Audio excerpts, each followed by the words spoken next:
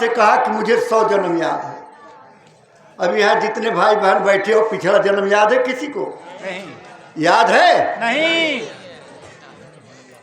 उनको 100 जन्म याद था और कहा कि 100 जन्म हमने कोई गलत काम नहीं किया। ये बाणों की सैया पर क्यों लेटा हूं मैं? क्यों खून बह रहा है मेरा? मुझे दर्द हो रही है, तकलीफ हो रहा है। तो कृष्ण भगवान ने देखा, बोले 101 जन्म पीछे, 100 जन्म के बाद एक और जाओ। बोले तुम राजकुमार थे, जा रहे थे, तुम्हारे घोड़े रुक गए, रथ से जा रहे थे। पूछे क्यों रुक गए घोड़े? बोले 2 मुहा सांप आ गया, तो आपने शब्द भेदी बाण मारा और सांप को ले गया, कांटे वाली झाड़ी पे फेंक दिया। पूरे उसके शरीर में कांटे चुभ गए और कई दिन लग गया मरने में। वो सजा आपको मिल रही है। अब आप सोचते हो हमने तो कुछ बुरा किया ही नहीं। अरे जब आपको पिछला मालूम ही नहीं है तो आप कैसे जानोगे बुरा नहीं किया? अरे बुरा जो आपने अच्छा बुरा किया उसी का तो भोग भोग रहे, और आज जो कर रहे हो वो इकट्ठा हो रहा है। वो जो झूठ बेईमानी छल कपट गाली गलौज दुनिया भर के ये बुराई और निंदा, ये जो इकट्ठा कर रहे हो, ये अगले जन्म में अब मनुष्य शरीर मिलेगी कि नहीं मिलेगी? लेकिन सतगुरु के यहाँ है कि मनुष्य शरीर मिलती है।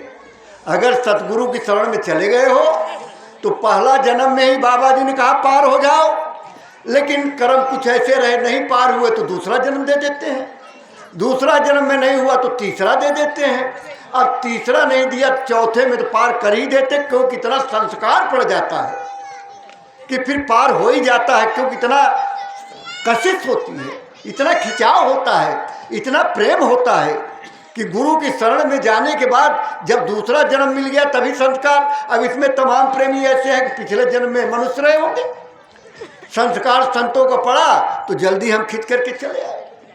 तो गुरु से प्रेम करना चाहिए, जैसे आप अपने बच्चों से प्रेम करते हो, पति से प्रेम करते हो, पत्नी से प्रेम करते हो, ऐसे गुरु से प्रेम करना चाहिए, गुरु को खुश करना चाहिए। और जब तक गुरु खुश नहीं है, देखो कि यारी साहब थे, यारी साहब संत थे, उनके एक चेला थे बुल्ले साहब। बुल्ले साहब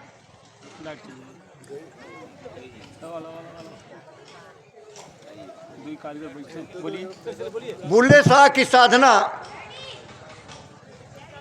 ठीक थी, साधना बनी हुई थी।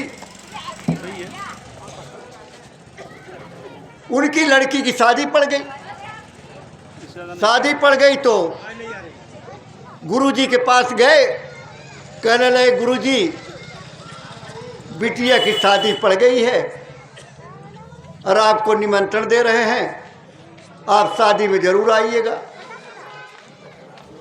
यारी साहब ने कहा नहीं, मैं जरूर आऊँगा। ये तो बड़ी अच्छी बात है, बिटिया की शादी है तो जरूर आऊँगा।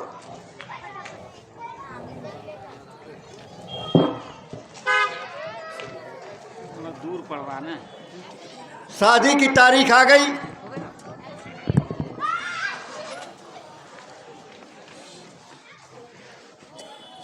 यारी साहब ने एक चेले को बुल्ले शाह के यहाँ भेज दिया। बोले इसकी बिटिया की शादी है तो चले जाओ। तो चला गया। जब बुल्ले शाह के घर पहुंचा, प्रणाम बंदगी हुई, उन्होंने कहा सब ठीक है? हाँ सब ठीक है। अच्छा अच्छा ठीक है। अपने काम में व्यस्त हो गए। बारात आ गई, लोग भोजन ग्रहण करने लगे, लेकिन उस शिष्य को किसी ने पूछा नहीं। पहले जमाने में गांव में जब शादी ब्याह पड़ता था तो जब बाराती लोग खा लिया करते थे तो जो मजदूर वर्ग के लोग होते थे वो बाद में खाना खाते थे, घर के लोग होते थे वो बाद में खाना खाते थे। तो जो मजदूर लोगों की पात थी उसी में बैठ करके वो चेला भोजन कर लिया। रात बीत गई, सुबह वापिस पहुंचा गुरुजी के पास, गुरुजी को प्रणाम किया। बोले कैसी रही शादी? सब अच्छा हो गया? बोले गुरुजी बहुत बढ़िया हो गया। और तुम्हारी सेवा हुआ हुई बहुत बढ़िया, ठीक रहा? बोले हाँ गुरुजी बहुत अच्छे से हो गया। खाना वाना मिला ठीक से? बोले हाँ गुरुजी ठीक से मिल गया। कब खाना खाए? कहे गुरुजी बाद में खाए। बाद में मतलब? बोले मजदूरों की लाइन में। मजदूरों की लाइन में? तुझे मजदूरों की लाइन में बैठा दिया?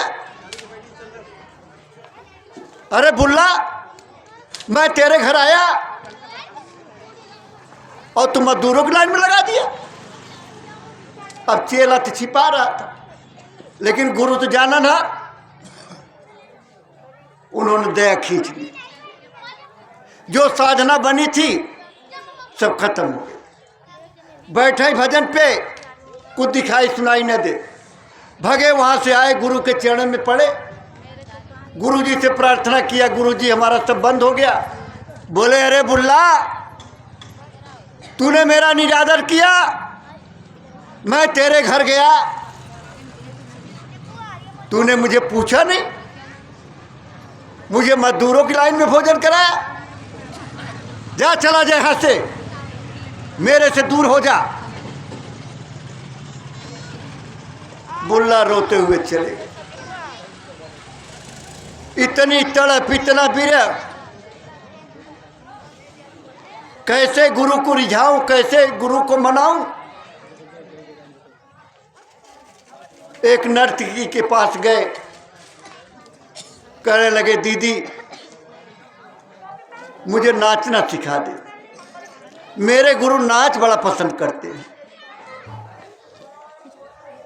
उन्होंने नाचना सिखा दिया। फिर गुरु के यहाँ कोई फंक्शन था, उस फंक्शन में मंडली जा रही थी। बुल्ला ने हाथ जोड़ा कि मुझे भी साथ ले चलो। चले गए गुरु के दरबार में। नाच शुरू हो गई।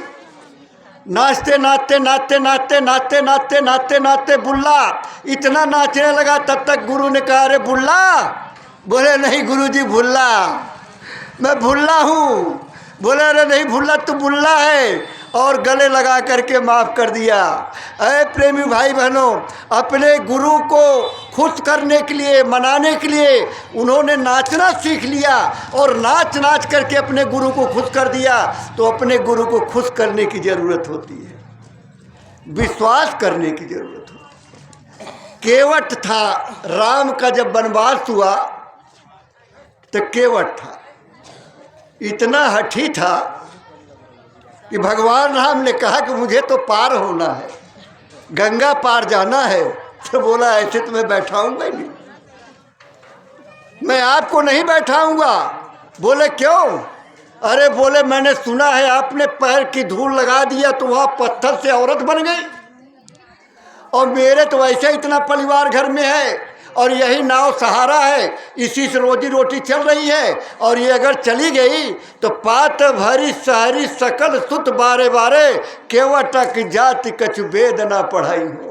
सब परिवार मेरे यूं जो लागे ऐसे गाया कि इसी के सहारे सब चल रहा है, और कहीं नाव अब औरत बन गई तो मैं क्या करूँगा।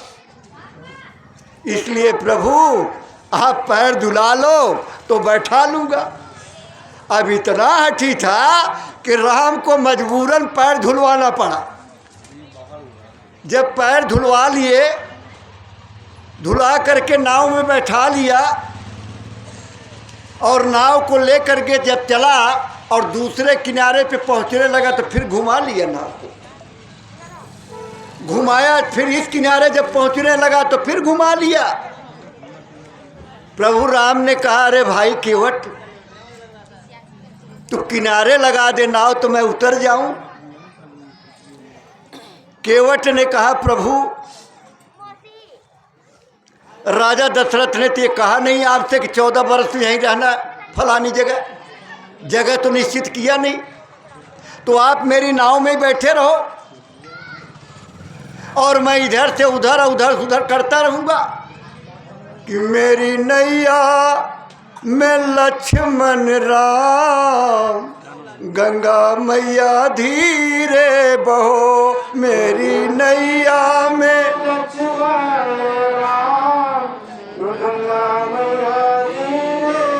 बहो मेरी नैया में लक्ष्मण राम, गंगा मैया धीरे बहो मेरी नैया में,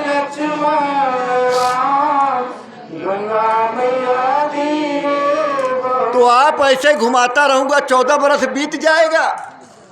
प्रभु राम ने कहा है केवट, हम तो 2 ही चक्कर में चक्कर खा गए, मेरा तो सर चकराने लगा। तो बोले प्रभु आपके तो 2 ही चक्कर में चक्कर खा गए, आप 84 लाख के चक्कर कटवाते हो, जीवों का तो क्या होता है। इसलिए प्रभु उनको भी पार कर दीजिए। प्रभु ने कहा ठीक है हमें तो उतार दीजिए। जब उतार दिए, अब उतार दिए तो उतरना चाहिए, यानी आप किसी सवारी में जा रहे हैं तो कुछ देना चाहिए, आप नाव पार कर रहे हैं तो कुछ उसको देना चाहिए। अब कुछ था नहीं, तो माता सीता की तरफ इशारा किया तो उनकी मुंदरी थी अंगूठी में, अंगुली में, तो निकाल करके दे दिया। और जब वो देने लगे तो उन्होंने कहा नहीं प्रभु ये नहीं चाहिए, 1 पैसा न लूंगा उतराई का, 1 पैसा न लूंगा उतराई का, हमारा तुम्हारा रिश्ता है भाई भाई का। बोले आप मेरे घाट पे आए, मैंने आपको पार कर दिया, और जिस दिन मैं आपके घाट पर आऊं आप मुझे पार कर देना। ऐ प्रेमी भाई बहनों, ऐसा प्रेम होना चाहिए, ऐसा गुरु पर दीवाना होना चाहिए। जैसे सप्रू साहब थे, निजामुल साहब की दरगाह में उनका चेला जाता, नौकर, वो नौकर जाता और कहता था साहब चलो गुरु महाराज के दर्शन करके आओ, गुरु महाराज से मिल के आओ। कहते थे मेरे पास समय नहीं है। एक दिन कहने लगा नौकर की, अरे साहब कल मर जाओगे तब क्या होगा। इसीलिए काल करे सो आज करे, आज करे सो अब, और पल में परलय होएगी बहुरी करोगे कब। आप कल पर छोड़ते हो और कल कभी आता ही नहीं। जब कल आता है वो आज हो जाता है, कल नहीं आता कल। तब सप्रू साहब को लगा कि ठीक है, चले गए निजामुद्दीन साहब के यहाँ, यही दिल्ली में है उनकी दरगाह। उस समय थे मौजूद, गए तो उनको खड़ा कर दिया, अंदर गया, प्रणाम किया, बोले गुरुजी हमारे साहब आए हैं, जरा दर्शन दे दीजिए। निजामुद्दीन ने कहा अरे हमारे पास समय नहीं है। आया कहने लगा, कह रहे हमारे पास समय नहीं है। चले गए, शाम को फिर आए, फिर गया बेचारा अंदर, फिर प्रार्थना किया कि सुबह भी आए थे अब फिर आए हैं, थोड़ा दर्शन दे दीजिए। निजामुद्दीन ने कहा मेरे पास समय नहीं है। वह करे समय नहीं। अब सप्रू साहब को बड़ा टेंशन हो गया, कैसे महात्मा है, समय नहीं है। रात भर सो नहीं पाए, सवेरे जल्दी उठे, स्नान किया, नौकर को बोला चलो, लेकर के पहुंच गए उनके दरबार में। सरकार हमारे साहब कल सुबह भी आए थे, शाम को भी आए थे, फिर आए हैं तो दर्शन दे दीजिए। बोले मेरे पास समय नहीं है, दर्शन देने का समय नहीं मेरे पास। आया बोला करे समय नहीं। तब तक हुआ सत्संग होगा। अब सत्संग होगा तो लोगों ने कहा जब सत्संग होगा तो दर्शन भी होगा। अब सत्संग हुआ, सत्संग बड़ा अच्छा लगा, नामदान मिल गया। कलयुग केवल नाम आधारा, सुमिर सुमिर नर उतर ही पारा, वह नामदान मिल गया। इधर एक प्रेमी के घर बिटिया की शादी पड़ गई। 7 दिन रह गए। जो कहे अरे भाई शादी पड़ गई, बोले सब गुरु जाने। और गुरु पे भरोसा था, बोले गुरु जाने। पत्नी कहने लगी अरे 7 दिन रह गए, अब गुरु से जाके बताओ तो सही। यही गुरु महाराज अपने जन्मभूमि खितौरा में थे, इटावा जिला में खितौरा गांव में इनका जन्म हुआ था। हमारे दिल्ली के एक प्रेमी कहने लगा कि मैं गुरु महाराज के दर्शन नज़दीक से नहीं किया हूँ।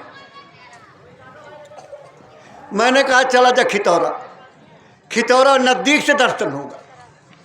चला गया खितौरा।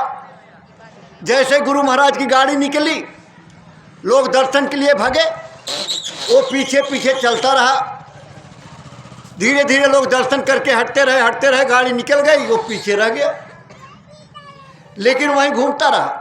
थोड़ी देर बाद गाड़ी आई लौट के, उसके सामने जब पहुंची तो गाड़ी खड़ी करवा दिया गुरु महाराज ने और उसको इशारे से बुलाया, बुला इधर।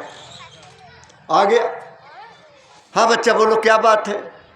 कहता है सब जानते हो फिर भी पूछते हो। हाँ बोला फिर भी क्या बात है? बोला मैं तो दुनिया का बड़ा सताया हुआ हूँ। और अपना जो भी कहा, यानी कहा तो गुरु चाहते गुरु से कहो, अपनी बात को कहो। जानते सब हैं लेकिन वो चाहते हैं कि आप कहो। गुरु महाराज कहते थे बच्चा तुम्हारे सर पे हाथ रखता हूँ, तुम्हारा सब मुझे पता लगता है। तो कहने की जरूरत ही नहीं, लेकिन कहीं कहीं ऐसी जरूरत पड़। पहुंच गया निजामुद्दीन के दरबार में दंडवत प्रणाम किया। बोला बिटिया की शादी पक्की हो गई है। अरे तो बड़ी खुशी की बात है, खूब बढ़िया शादी करना, राजा महाराजा की तरह, खूब पैसा देना, खूब जेवर देना, खुश हो।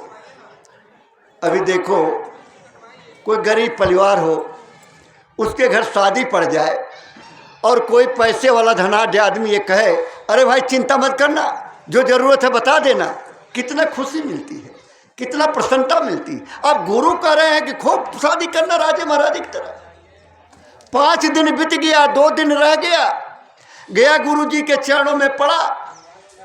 उधर सफरू साहब मिलिट्री के फौज के अफसर थे, उनकी लड़ाई छिड़ गई थी, लड़ाई में चले गए थे। और इधर ये गुरु के दरबार में।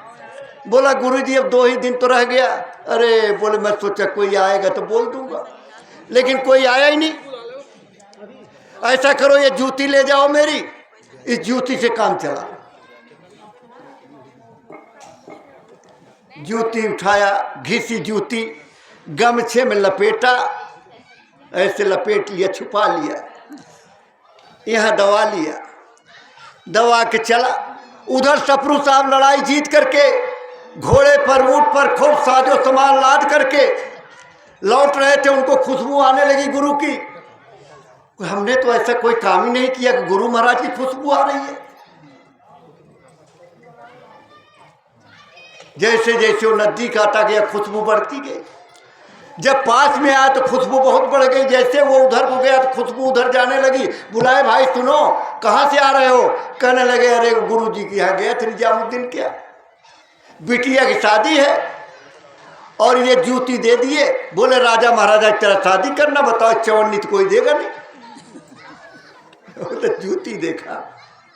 प्रेमी भाई बहनों, बोला ये जूती मुझे दे दो, ये जितना घोड़े हाथी पे सर सामान है, जेवरात है, रुपया पैसा है, सब ले जाओ, लेकिन जूती मुझे दे दो। जूती ले लिया, चूमा, मत्थे लगाया, धोया, चरणामृत पिया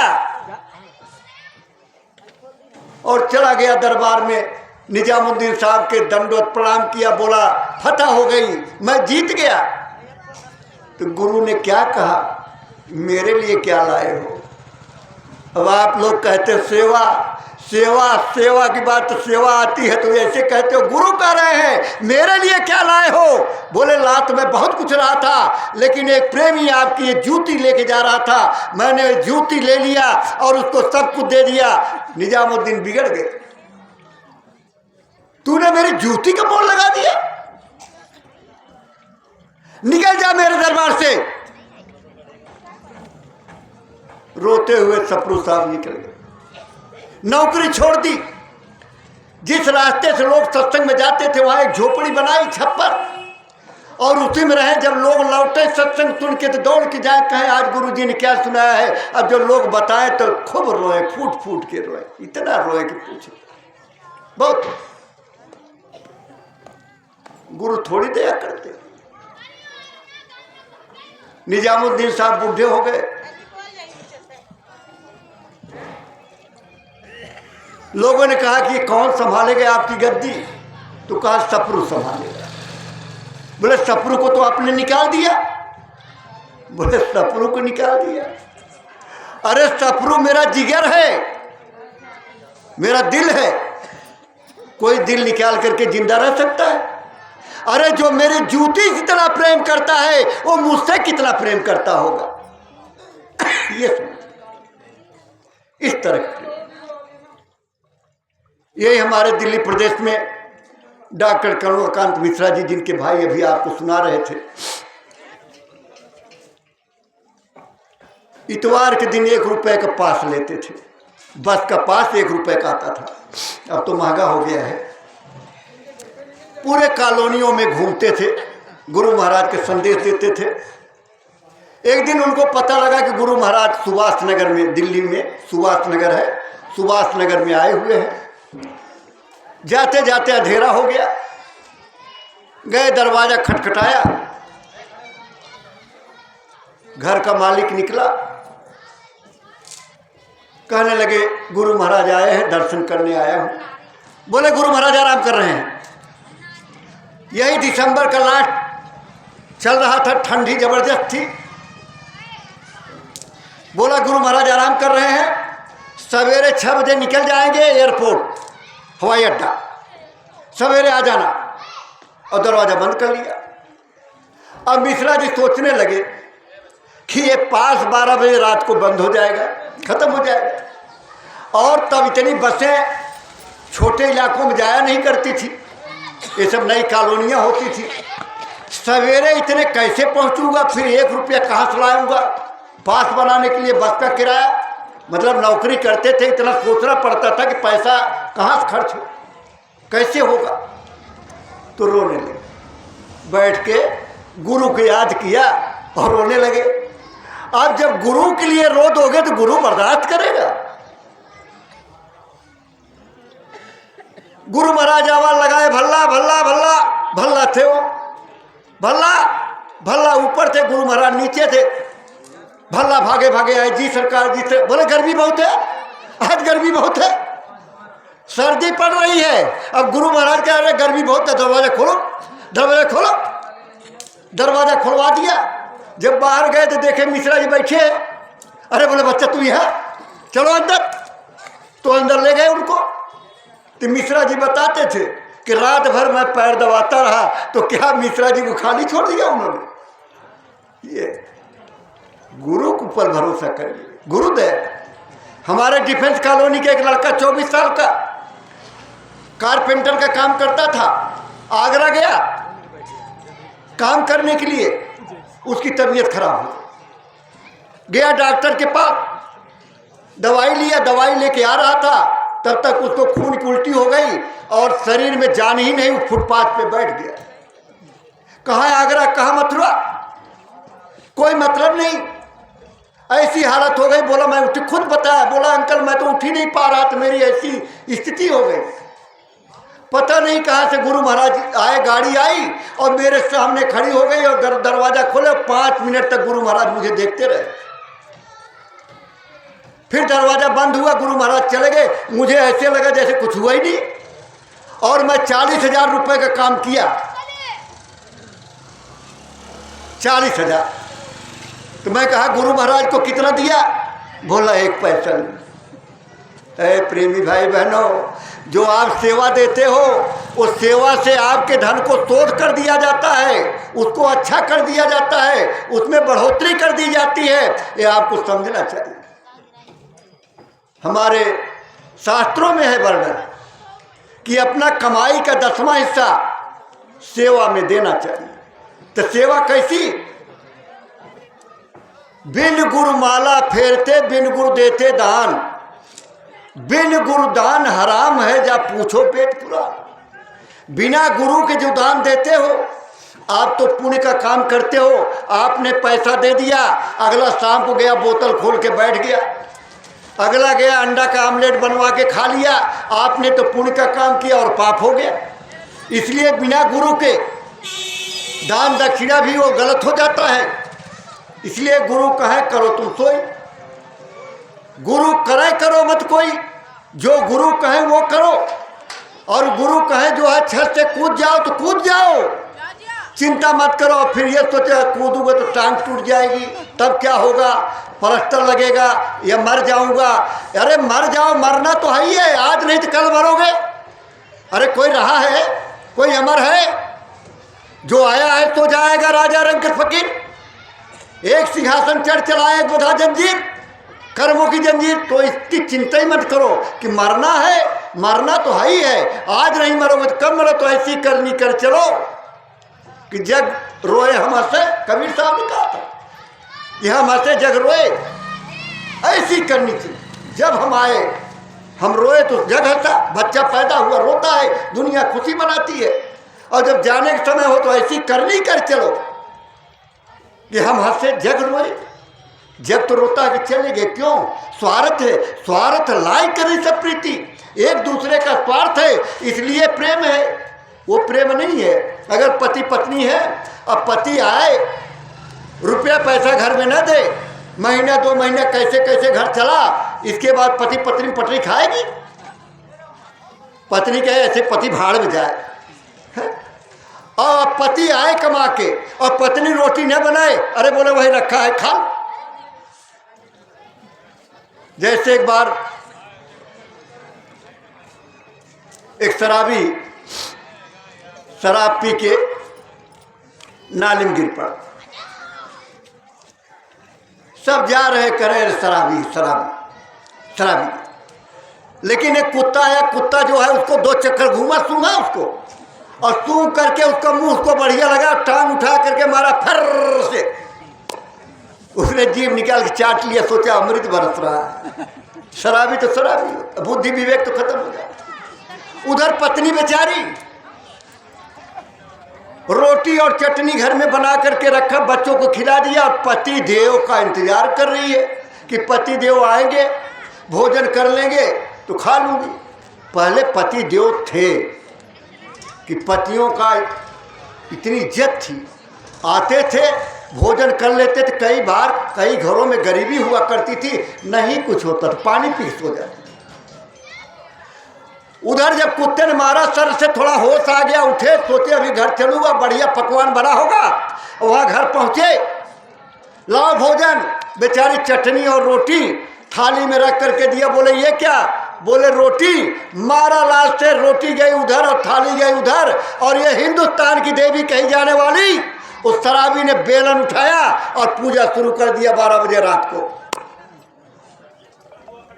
शुरू जब बेलन पड़ने लगा तो क्या करेगी? गाना गाएगी क्या कि राधे राधे चले, राधे राधे कहो चले आएंगे मुरारी, है यही गाएंगे? रोने लगी जब तो बच्चे उठ गए। बच्चे देखे पापा जो है बेलन से पूजा कर रहे थे, बेचारे खिसक के कोने में चले गए, कहीं हमारी पूजा न हो जाए। पड़ोसी कहे आ गया शराबी, आ गया शराबी, आ गया। अरे प्रेमी भाई बहनों, इसलिए कोई ऐसा नशा नहीं करना चाहिए जिससे बुद्धि विवेक खत्म हो जाए। ये मनुष्य शरीर बार बार नहीं मिलेगा, ये मिला है आपको। किसी सतगुरु की शरण में चले जाओ, रास्ता ले लो, सुबह शाम 2 घंटे सिर्फ अपनी उस जीवात्मा के लिए जिसके लिए आप चल रहे हो, बोल रहे हो, बैठ रहे हो, रिश्तेदार हो, नातेदार हो, पापा हो, मम्मी हो, बेटा हो, भाई हो, और उसी जीवात्मा के निकल जाने के बाद आप कुछ नहीं हो, एक मुर्दा हो, एक मुर्दा। तब कोई नहीं कहेगा फलाने के पापा जा रहे हैं, बल्कि सब कहेंगे मुर्दा जा रहे हैं। हमारी आपकी भी यही स्थिति एक दिन हो जाएगी। इसलिए जैसा मिश्रा जी ने कहा कि भाई जिनको तो नामदान मिल गया, रास्ता मिल गया, वो तो अपना गुरु महाराज ने जो कहा है वो करे, या महाराज जी ने कहा है उसको करे। लेकिन जिनको नहीं मिला है वो सोचें, विचार करें कि आखिर में हमारा क्या होगा।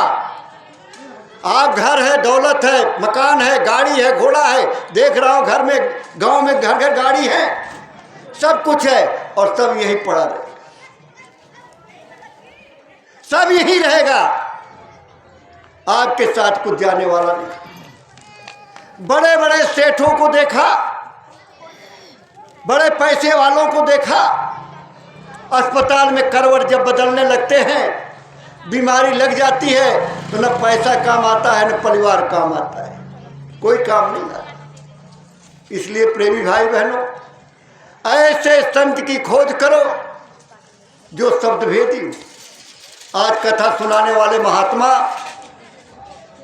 वो भी अपने को संत ही लिखते हैं। संत तो होते हैं जिनको अंत तक की खबर होती है, अनामी धाम के रहने वाले होते हैं। यही गुरु महाराज ने कहा कि हम आए वही देश से जहां तुम्हारो धाम और तुमको घर पहुंचाना एक हमारो काम। आपकी जीवात्मा को आपके घर पहुंचाने के लिए ही तो आए। और 60 वर्ष तक मेहनत किया पूरे भारत में घूम करके, इतना समझाया बुझाया कि देखो यह किराए का मकान। अच्छा एक बात बताइए, आप कहीं किराए का मकान लेकर के रहते हो तो कोई मकान का अहंकार रहता है क्या अंदर? नहीं। अरे बोल दीजिए, रहता है क्या? नहीं। अरे अपना मकान हो तब तो कहो भाई चौड़े में कि कोठी हमारी बनी हुई है, लेकिन किराए का मकान में कोई अहंकार रहेगा? नहीं। तो काहे का अहंकार करते हो भाई? ये भी तो किराए का है, ये मनुष्य शरीर किराए की है, और जो किराए की मिली है इस पे गुमान किस लिए करना जब अपना है ही नहीं है। भाई थोड़े दिन के लिए मिला है, और मिला है साधना करने के लिए कि साधना करके अपने घर चले जाओ जहाँ से जन्म मरण खत्म हो जाए, जिसको मुक्ति और मोक्ष बोलते हैं। अब आप सोचते स्वर्ग मिल जाए तो स्वर्ग मिल जा करके आपको मुक्ति हो गई, वैकुंठ मिल गया तो मुक्ति हो गई, तो वहाँ से मुक्ति मोक्ष नहीं मिली। लिखा शास्त्र, स्वर्ग अंत काल दुखदाई। स्वर्ग में भी जा करके जब आपकी पुण्य की पूंजी खत्म हो जाएगी तो स्वर्ग अंत काल दुखदाई, यानी पुण्य छिड़े मृत्यु लोके, पुण्य खत्म हो जाएगा, दोबारा आपको मृत्यु लोक में आना पड़ेगा। फिर यही कीड़े में मकोड़ों में पशु में पक्षी में फिर जन्मों मरो, और जन्मत मरत दूसरे दुख हो। समझ क्या क्या कर्म किया हो कि मैली चादर ओढ़ के कैसे द्वार तुम्हारे आऊं, मैली चादर ओढ़ के कैसे द्वार तुम्हारे आऊं। हे पावन परमेश्वर मेरे मन ही मन शर्माऊं। हे पावन परमेश्वर मेरे मन ही मन शर्माऊं। मैली चादर ओढ़ के कैसे द्वार तुम्हारे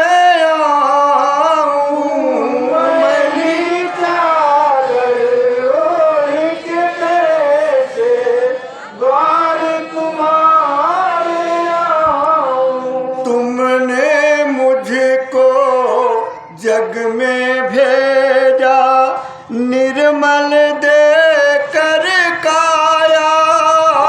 तुमने मुझे तो निर्मल काया दिया था, निर्मल दे कर काया। आकर के संसार में मैंने इसमें दाग लगाया, संसार में मैंने इसमें दाग लगाया। जन्म जन्म की मैली चादर कैसे दाग छुड़ाऊं। जन्म जन्म की मैली चादर कैसे दाग छुड़ाऊं। हे पावन परमेश्वर मेरे मन ही मन शर्माऊं। हे पावन परमेश्वर मेरे मन ही मन शर्माऊं। निर्मल वाणी पाकर तुझसे नामन मेरा गा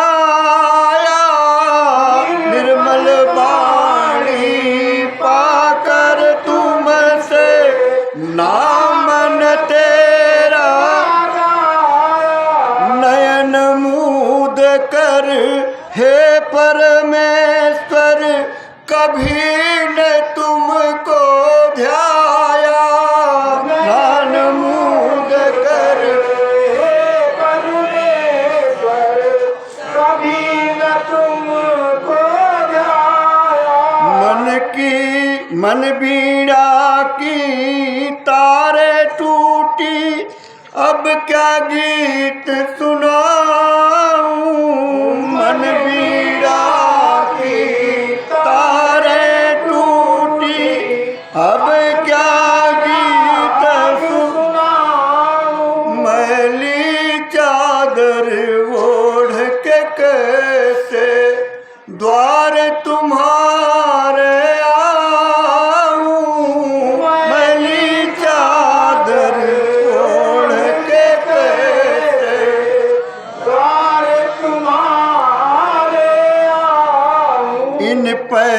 पैरों से चल कर तेरे द्वार कभी न आया। इन पैरों से चल कर तेरे द्वार कभी न आया। जहाँ जहाँ हो पूजा तेरी, कभी न शीस झुकाया।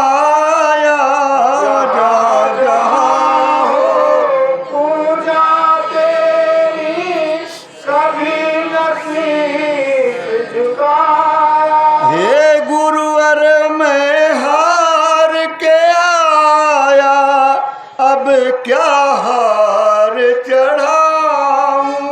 हे गुरुवर मैं हार के आया, अब क्या हार चढ़ाऊं। मैली चादर ओढ़ के कैसे द्वार तुम्हारे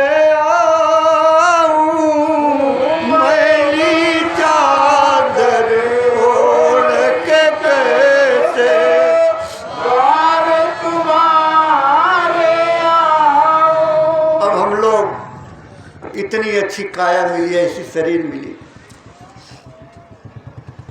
लेकिन कभी भगवान को याद ही नहीं किया, उनके द्वार पे गए ही नहीं। फिर जब पता लगा तब गुरु के चरणों में गए कि अब मैं सब जगह से हार गया हूं। जब हार दो प्रकार का, एक हार और एक चढ़ाने वाला हार, और हमारी बहनों को भी बनता है हार बन जाए तो बात ही क्या है। तो हार, लेकिन तब तो हार ही गए हैं तो फिर हार क्या चढ़ा। इसलिए जब ये मनुष्य शरीर हमें आपको मिल ही गया, दया कृपा हो गई, तो आप रास्ता लेकर के भजन करिए। देखो, गुरु महाराज के परम शिष्य पंकज जी महाराज आज गुरु महाराज के संदेश को लेकर के पूरे भारतवर्ष में भ्रमण कर रहे हैं। अभी 5 दिसंबर को जय गुरुदेव आश्रम मथुरा से गाजीपुर जिला उत्तर प्रदेश के लिए निकले हैं 83 दिवसीय काफिला लेकर के। आज सब परेशान हैं, हर आदमी शांति चाहता है। शांति कहाँ मिलेगी, शांति कैसे मिलेगी, किस प्रकार मिलेगी। ये पूज्य महाराज जी जन जन को बताने के लिए न्याय पंचायत लेवल पर सत्संग कार्यक्रम कर रहे हैं।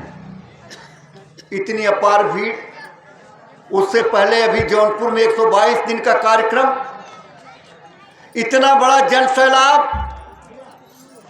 उमड़कर मथुरा आया। उनको अमोलक वस्तु मिली, जिसके लिए गुरु महाराज ने कहा बच्चा ये पराविद्या है, पराविद्या है। बड़े बड़े राजे महाराजे, कलेक्टर मिनिस्टर, IAS IPS, ये सब छोड़ करके जब त्याग देते हैं तब चरणों में गिर जाते हैं, तब कहीं मिलते हैं, तब कहीं कुछ मिलता है। एक आदमी गुरु के यहाँ था, गुरु ने कहा कि गुरु कहे करो तुम सोई। वो चला गया। एक मुसलमान भाई का कस्बा था, वहां बैठ गया, कहा गुरु कहे करो तुम सोई। गुरु कहे तो मुसल्ला को शराब में डुबो दो। मुसल्ला होता है जिसपे बैठ करके नमाज पढ़ते हैं, बहुत पवित्र मानते हैं। और मुसलमान के मजहब में लिखा गया है कि अगर एक शराब की बूंद गिर जाए बदन पर, उस जगह को जला देना चाहिए या काट करके जुदा कर देना चाहिए शरीर से। और वो कह रहा है कि गुरु कहे तो मुसल्ला को शराब में डुबो दो। अब लोग गालियां दे रहे हैं, दुनिया भर की बातें कर रहे हैं। उधर खबर काजी साहब को लगी। काजी साहब आए, बात को सुना कि गुरु कहे तो मुसल्ला को शराब में डुबो दो। पूछे अरे भाई अगली लाइन क्या है? बोले अगली लाइन ऐसे बता दूं, पता नहीं कितनी गाली खाए, कितने पत्थर मारे, खून बह रहा है, और आप ऐसे जानना चाहते हो? बोले फिर? बोले तुम भी गाली सुनो। तो बोले मैं कैसे सुनूं? तो बोले जाओ डुग्गी पिटवा दो कि मैं कल बेस्या के घर जाऊंगा। अब एक राजा काजी साहब अब बेस्या के घर, 60 बरस की उम्र, अब तो 70-80 वाले भी अपने आप को जवान ही समझते हैं, नहीं तो 60 के बाद तो बुढ़ों में गिनती है।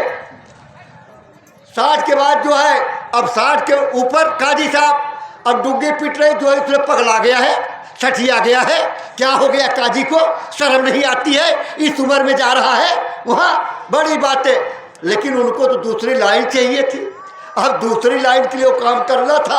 अब शाम को चले गए, बेस्या के घर पहुँचे। बेस्या देखी काजी साहब आए हैं, बड़े स्वागत के साथ बैठाया। इसके बाद कहा आदेश करें। बोले मैं आज रात को यहीं रहूँगा, आज रात को यहीं रहूँगा। उसने बिस्तर लगवा दिया। बोला ठीक है आप आराम फरमाएं। अब बेस्या क्या क्यों जाते हैं? तो रात को उसने एक लड़की को भेज दिया। अब लड़की आई तो रोने लगी। तो काजी साहब ने कहा बेटी क्यों रो रही हो? कहने लगी पहली बार मैं आपके पास भेजी गई। तुम कौन हो? तुम्हारा नाम क्या है? बोले मेरा नाम ये है, मेरे अब्बा मम्मी काफिला में जा रहे थे, अचानक डाकू आ गए। उसी भगदड़ में डाकुओं ने जो है मुझे उठा करके लाए, यहाँ बेच दिया। बोले तुम्हारे अब्बा क्या नाम है? तो बोले मेरे अब्बा की ये नाम। वो वही थे काजी साहब। काजी साहब की बेटी काफिले में गायब हो गई थी। उन्होंने बेटी को गले लगाया और सुबह बेस्या कहा मेरी बेटी है, जितना पैसा चाहिए उतना लो, लेकिन इसको मेरे साथ भेज। उन्होंने कहा कि काजी साहब आपकी बेटी हमारी बेटी है, आप ले जाइए, पैसा की क्या ज़रूरत है। ले करके गए, उसके चरणों पे गिर गए, कहने लगे दूसरी लाइन की ज़रूरत नहीं है। गुरु कहे करो तुम सोई, अगर गुरु कहे मुसल्ला को शराब में डुबो दो तो शराब में डुबो दो। ये तो गुरु करे। जैसे एक महात्मा जी कुत्ते लेके गए, रोज कहे शाकाहारी रहना है, किसी मांस का आहार नहीं करना है। अरे मनुष्य शरीर है, ये मांस खाने के लिए थोड़ा बना है। ये भगवान का मंदिर है, मनुष्य रूपी मंदिर, जिस्मानी मस्जिद है। इसके लिए देवता लोग तरसते हैं और हम लोग जो है ऐसे इसको गवा देते। मनुष्य शरीर को छोटा मोटा समझते आप लोग। वो छोटा बच्चा था तो चला गया जो है आश्रम पे रहने लगा। छोटे से था, जानकारी थी नहीं। जब जवान हो गया, जवान होने के बाद एक दिन गुरुजी ने कहा कि अरे जा घूम टहला, गांव देश घूमा। गया घूमने, घूमते देखा एक शराबी बैठा हुआ, खूब ठाके मारा। अच्छा, शराब पीने के बाद में बड़ा रुतबा हो जाता है, वो सोचता है कि मैं ही बादशाह। एक बार अकबर बादशाह और बीरबल जा रहे थे घोड़े पे बैठ के, एक शराबी था, बोला है ये तेरे गधे क्या कीमत है? बादशाह ने कहा इसको बंद करो। बंद कर दिया। सवेरे बुलाया दरबार में, बोला हाँ बता तू गधे क्या कीमत है? बोला सरकार हो तो व्यापारी रात ही चला गया। वो तो उतर गई तो चला गया। तो शराबी जो है बैठा ठा के मार रहा था, उधर से कोई जा रहा था, उसका इतना बड़ा पैकेट गिर गया और दौड़ के उठाया, जब खोला तो उसमें चांदी और सोना और रुपया, और देखा उधर तो सन्यासी जैसा आदमी सामने खड़ा था, तो ठा के मारा, देखा अरे शराब पीता हूँ, मस्ती मारता हूँ, फिर भी भगवान देता है छप्पर फाड़ के, ये दे। अब इतना दिन महात्मा के यहाँ रहते लेकिन उसकी एक बात जो है समझ आ गई कि ये ठीक कर रहा है। बताओ वहाँ क्या मिलता है? झाड़ू लगाओ, पोछा लगाओ, बर्तन धो, खाना बनाओ, गुरु जी की मालिश करो, यही तो करवाते, और करवाते क्या है? अब रहूँगा नहीं। जैसे मुड़ा कांटा चुभ गया तो कांटा को निकाला, फेंका, आया आश्रम पे पहुंचा तो गुरु जी बोला बच्चा आगे, बोले आ तो गया लेकिन रहूँगा नहीं। तो बोले क्यों, क्या हो गया? बोले ना अब रहना ही नहीं है। अरे बोले बात क्या है? अरे बोले बात यह है कि शराब पिए, मस्ती मार रहा, फिर भी भगवान उसको सोना चांदी और रुपया, यहाँ क्या मिलता है? सुबह से शाम तक सेवा सेवा सेवा सेवा सेवा सेवा सेवा करवाते रहते हो, क्या मिलता है यहाँ? बोले अरे बच्चे बस इतनी सी बात। अरे तुम तो गणित जानते हो, गणित की विद्या जानते हो, तुम लगाओ हिसाब कि उस घड़ी में तुम्हारा और उसका घड़ी क्या है, क्या बताती है। वो बैठ गया गणित ज्योतिष का लेकर के, और जब लगाया तो जिसको पोटली बनी उसको राजा बनना था, उस समय उसको राजयोग था, लेकिन उसके कर्म खराब हो गए, एक पोटली मिल गई इसलिए। और उस सन्यासी को उसी समय फांसी लगनी थी, लेकिन कांटा चुभा करके महात्मा ने उसकी फांसी टलवा दिया, क्योंकि उसको अपने पास रख के अच्छे कर्म करवा करके, सत्संग सुना करके, साधना करवा करके उसके कर्म साफ करवा। ये रावण यही नजफगढ़ के अपने एक सत्संगी जो है पुलिस डिपार्टमेंट में नौकरी करता, तब सत्संगी नहीं था। केस चला, उसके घर पे गया, जब घराने में झगड़ा हो रही थी, उसके हाथ में पुलिस वाला डंडा था, और डंडा उठा करके उसने मार दिया जोर से, उसके चाचा को लग गई, क्या करूं? और चाचा को उठा करके ले गए अस्पताल में। 2 दिन बाद उनकी मृत्यु हो गई तो केस बन गया, मुकदमा चला, मुकदमा चलते चलते नौकरी चली गई। अब वो बताने लगा, वो अपनी कहानी में उसकी जैसे मुखार बिंदु से उसने बताया वो मैं बता रहा। जब हम बैठे थे, हमारे अध्यक्ष जी बैठे थे, वो अपनी कहानी सुना रहा था कि मैं जगह जगह गया, सबके पास कोई भी ऐसा महात्मा नहीं, ऐसी माता नहीं जिनके पास नहीं गया मैं कि भाई हमारे ऐसे ऐसे हो गया है, मुझे बचा लो। किसी ने कुछ नहीं किया।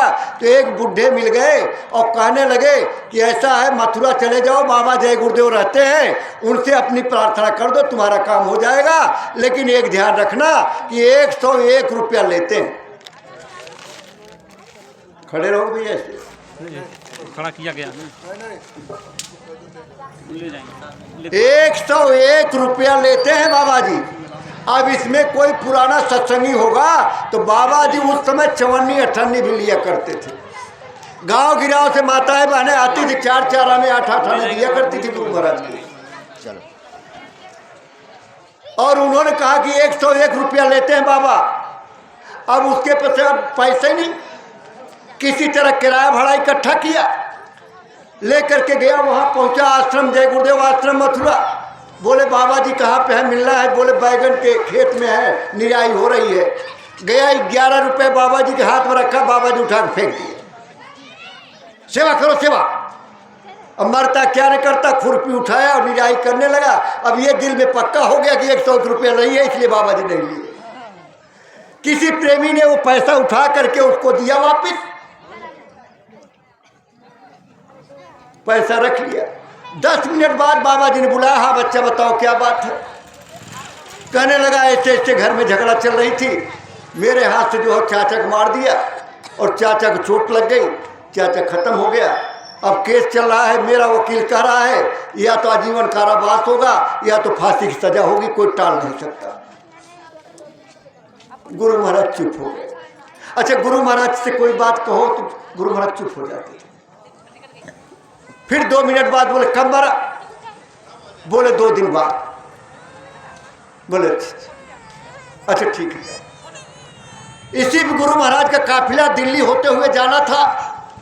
डॉक्टर कमलाकांत मिश्रा जी से मुलाकात हुई उसकी। मिश्रा जी ने कहा अरे काफिला आ रहा है, सिर्फ सेवा लगा दे, सेवा लगा दे। कैसे भी किया होगा, कहाँ से किया होगा वो जाने। उसने 5000 रुपये दिया सेवा। इसके बाद जिस दिन फैसला की तारीख आई और नातेदार रिश्तेदार सब इकट्ठा हो गए कि आज इसको आजीवन कारावास होगा या फांसी लगेगी, तो संत बचन पलटे नहीं, पलट जाए ब्रह्मांड। जज आया, फैसला सुनाया, बाइज्जत बरी कर दिया। अरे प्रेमी भाई, ये अभी वो प्रेजेंट है, कोई कहानी नहीं सुना रहा हूं। ये होती है गुरु की दया। गुरु क्या नहीं कर सकते, लेकिन भरोसा होना चाहिए। लेकिन ऐसे लोग भी गुरु से दूर चले जाते हैं। गुरु जब दया करता है तो छप्पर फाड़ कर देता है, लेकिन जब गुरु से दूर हो जाओगे तो तुम्हारा चमड़ा भी निचोड़ लेता है, ये समझ लो। इसलिए कुछ न कुछ सेवा, शरीर से सेवा, मन से सेवा, धन से सेवा कर दिया करो। कर दोगे ये काम आएगा। नहीं तो आने वाला समय इतना खराब है। ये वो बाबा जी हैं जिन्होंने कहा था कलयुग में कलयुग जाएगा, कलयुग में सतयुग आएगा जो 1000 बरस तक रहेगा। लेकिन क्या होगा? बोले ये सतयुग और कलयुग की टक्कर, 20 करोड़ लोग मर जाएंगे, तो काल व्याल से वही बचे जो सतगुरु ध्यान धरे। जो सतगुरु के धर्म में रहेगा, उनके ध्यान में रहेगा, उसका बचाव हो जाएगा।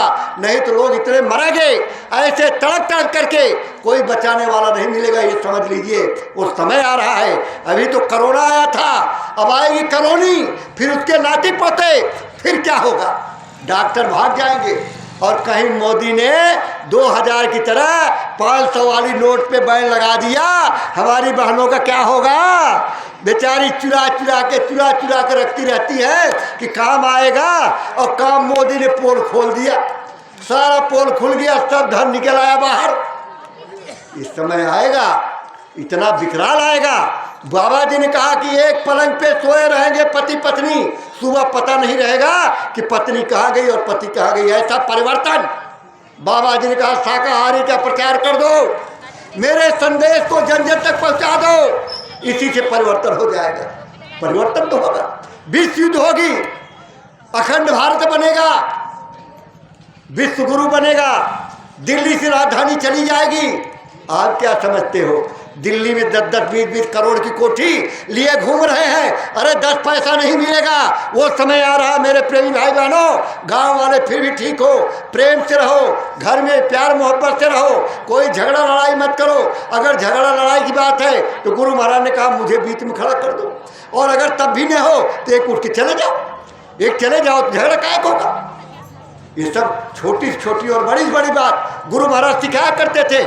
महीने में 5 दिन हमारे माताएं बहने, इनको गुरु महाराज ने कहा रसोई में नहीं जाना चाहिए, स्नान नहीं करना चाहिए, लेकिन कोई मानता है? दुनिया भर बीमारी लग गई। बोले 5 दिन नहीं, और उस भोजन को जो करता है उस पर भी विपरीत असर होता है। ये सब ध्यान करना चाहिए, सोचना चाहिए कि आने वाला समय जब ऐसा होगा तब क्या? 1 रुपये एक दवाई 100 रुपये मिलेगी, फिर भी फायदा नहीं करेगी ये। इसलिए आप सब लोग जब रात को आप जाना अपने घर, तो पूरा ये जो सत्संग सुने हो, गुरु महाराज के वचन सुने हो, अपने घर की वचन तो है नहीं, हमारे घर की कहानी तो सुना नहीं ने कि मेरे बीवी है, मेरे बच्चे हैं, मेरे पिताजी थे, मेरी माता जी थी, मेरा घर है, मेरे ये है, मेरे वो, ये तो सुना नहीं मैंने तो गुरु महाराज की सुना कि आपको ये मनुष्य शरीर मिला है और इससे क्या करना था और क्या कर रहे हो और करके क्या कहाँ जाओगे, यही सोचना चाहिए, विचार करना चाहिए। तो मनन कर, इसी पूरे सत्संग को मनन करना। जब 4 पाँच सोने जाना तब मनन करना, और मनन करके विचार करना जो बात सुनाई गई आखिर में इसमें क्या सच्चाई, कुछ है मतलब की तो ले लेना, नहीं मतलब क्या तो छोड़ देना। ये तो हम कहने आए हैं, अर्जी बाबा जी की मर्जी आपकी है, आप मानो न मानो, आप शाकाहारी रहो न रहो, रोज बोतल पियो, 71 भर पियो, रोज भैंसा नहीं हाथी का जाओ, हम तो हाथ जोड़ के प्रार्थना करने से पाए हैं, मत खाइए, ये मनुष्य शरीर के लिए नहीं मिला। अब आप नहीं मानो चाहे मत मानो, ये तो प्रार्थना है, बाबा जी की अपील है कि आप शाकाहारी हो जाइए। अरे भाई, आपका मान गया जिले में, बिहार में गया जिला है, शर्मा होटल की कहानी कोई पुराने लोग हो जानते होंगे। आदमी को काट करके पका करके बेचता था, वही खिलाता था सबको। 1.5 कुआं हड्डी मिली थी जिस समय पकड़ा गया था। क्या समझते हैं? आपकी मांस काट के आपको खिला दिया। आपको क्या पता है कि कुत्ते के मांस है, भेड़े के मांस है, भैंस के मांस है, ये आदमी की मांस है। इसलिए जानवर का खाना खाओगे, जानवर का भोजन करोगे तो आपका खून जानवरों का खून हो जाएगा, और जानवर का खून हो जाएगा तो दवाई फायदा नहीं करेगी, तब क्या करोगे? इसलिए हाथ जोड़ करके प्रार्थना है कि सभी लोग शाकाहारी रहें और किसी भी नशे का सेवन न करें। और जब ये हो जाए तो चले आओ मथुरा। अभी जैसा बताए 3, 4, 5 मार्च 2026 होली का कार्यक्रम, अभी तो महाराज जी निकले हुए हैं, होली के कार्यक्रम से पहले आएंगे। 3 दिन का कार्यक्रम होली का होता है, वहाँ पहुँच जाइए। और वहाँ दिल्ली पूछ लीजिए, उत्तर प्रदेश का गाजीपुर पूछ लीजिए, अपने महेश भाई हैं, इनका भी डेरा तंबू लगता है, भंडारा चलता है। दिल्ली का भी डेरा तंबू लगता है, भंडारा लगता है। ये मत कहना कि बड़ा बोल रहे थे, यहाँ तो कोई बिस्तर नहीं ढकता। यहाँ बताओ टेंट पर रख दिए, इतनी सर्दी पड़ रही है, ढंग का कुछ है नहीं। बताओ यहाँ बड़ी बातें कर रहे थे। अरे वो साधना की जगह है, वहाँ साधना हलवा पूड़ी खाने की जगह नहीं है, वहाँ गद्दा रजाई मखमल की जगह नहीं है। वहाँ तो साधना के लिए तकलीफ उठानी पड़ती। जब तकलीफ उठा लोगे तो काम बच जाएगा। अगर सब शौक सुख सुविधा मिल जाएगी तो आप जुड़ ही नहीं सकते। इसलिए वहाँ आइए। 4 तारीख को पूज्य महाराज जी का सत्संग और ईश्वर को पाने का रास्ता, नामदान वो मिलेगा, वो ले लेना, अपने घर आना, सच्चाई ईमानदारी मेहनत की कमाई करना, झूठ बेईमानी मत बोलना। आज एक संकल्प करो इस गांव में। देखो ये बताए कि मास्टर जी हमारे इंदर सिंह जी के जीजा जी है, महेंद्र जी, उनकी बहन ब्याही है इस गाँव में, उन्हीं के माध्यम से कार्यक्रम हो रहा है। मैं उनका बड़ा धन्यवाद करता हूँ। आपके माध्यम से आपके गांव की भी बहन बेटी, माताएं बहनें, सब भाई लोग, कुछ लोग तो सुन ही रहे होंगे, ऐसा नहीं है सब नहीं आए होंगे, तो भी कुछ लोग तो होंगे।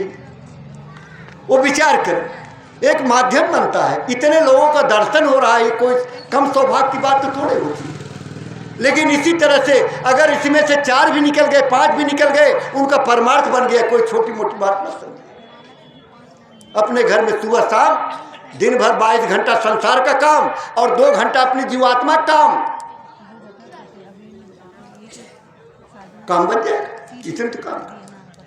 इसलिए सबको निमंत्रण दे रहे हैं आज ही से कि आप लोग आइएगा। आप गाजियाबाद में रहिए, आप दिल्ली में रहिए, दोनों जगह आपके लिए व्यवस्था रहेगी। वहाँ खाने की भंडारा चलता है और इसके बाद रहने का, और सत्संग सुबह शाम होगा, और 4 तारीख को महाराज जी का होगा। तो ऐसा है, कुछ दे आना, लाज के मत आना। कह गए थे हरिभजन को होटल लगे कपास, लाद के चले आओगे तो मैं वहाँ कुछ नहीं मांगेगा, कोई कुछ नहीं कहेगा। लेकिन अपने आप सोचो, कुछ दोगे नहीं तो लद के चले आओगे, लाद के चले आओगे तो महात्मा की गोरख धंधा होता है कि आप आए, हो सकता हमारा लेन देन हो, आप वहाँ भोजन करेंगे, आपकी सेवा हो जाएगी, तो आपका हमारा लेना देना बराबर हो जाएगा। और अगर लाद के चले आए तो पता नहीं आपका कब फिर बराबर करोगे किससे। इसलिए महात्मा वहीं झाड़ू लगा दो, पोछ जो दरी बिछवा दो, खाना बनवा दो, खाना परसवा दो, ये सब गोरख धंधा है। इससे हमारे कर्म कर्जे नहीं उठते हैं। मद्रास वाला, कलकत्ता वाला, बम्बई वाला, और आंध्र प्रदेश वाला, और पंजाब वाला, कश्मीर वाला, और कलकत्ता और सब आके भोजन करते, भोजन करा के बराबर कर देते। इसलिए सब लोग आइएगा, एक बार मालिक का नाम लीजिए सब लोग जोर से, जय गुरुदेव।